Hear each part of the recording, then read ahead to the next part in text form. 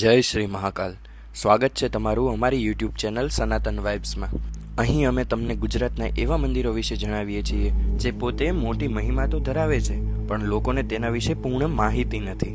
આજે હું તમને એક એવા મંદિર વિશે જણાવવા જઈ રહ્યો છું જ્યાં 1 નહીં, 10 નહીં, 100 નહીં, પરંતુ એક સાથે 1200 શિવલિંગ આવેલા છે. હા, હું વાત કરી રહ્યો છું ગુજરાત રાજ્યના ભાવનગર જિલ્લામાં આવેલા 1200 મહાદેવની, જ્યાં એક સાથે એક જ જગ્યાએ 1200 શિવલિંગ આવેલા છે.